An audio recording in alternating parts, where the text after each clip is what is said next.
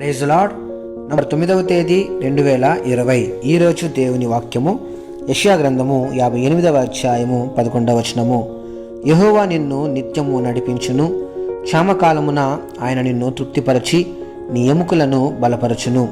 నీవు నీరు కట్టిన తోటవలెను, ఎప్పుడునూ ఉబ్బుకుచుండు నీటి ఊటవలెను ఉండదవు. అవును క్రీస్తునందు ప్రియులారా, దేవుడు ఎల్లవేళలా మనలను నడిపించువాడు. మనుషులు ఎల్లవేళలా తోడుంటానని చెప్పి అలా ఉండకపోవచ్చు, మాట తప్పిపోవచ్చు.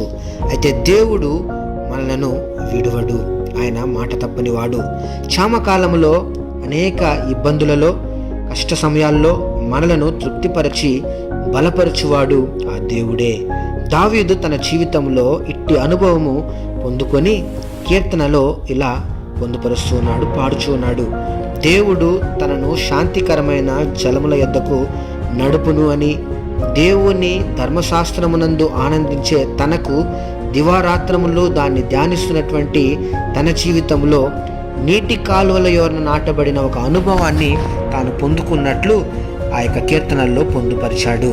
తన విశ్వాసమును వెల్లడిపరచడం మాత్రమే కాక అలాంటి జీవితమునే దావీదు దేవుని వద్ద నుంచి పొందుకొనెను. ఈ వాక్యం వింటున్నటువంటి నా ప్రియ సహోదరి సహోదరుడా, నీవు కూడా నా అన్నవారు నన్ను విడిచిపెట్టారు, కష్టకాలంలో నన్ను ఎవ్వరూ సహాయము చేయలేదు, నన్ను ఎవ్వరూ ఆదుకొనలేదు, నేను బలహీనపడినప్పుడు నన్ను బలపరచువారు ఎవరునూ లేరు అని చింతిస్తున్నావా?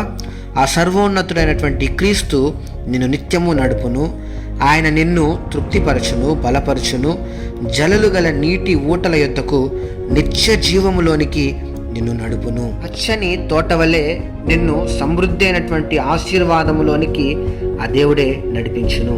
ఆమేన్. ప్రభు సేవలో మీ సహోదరుడు. God bless you all.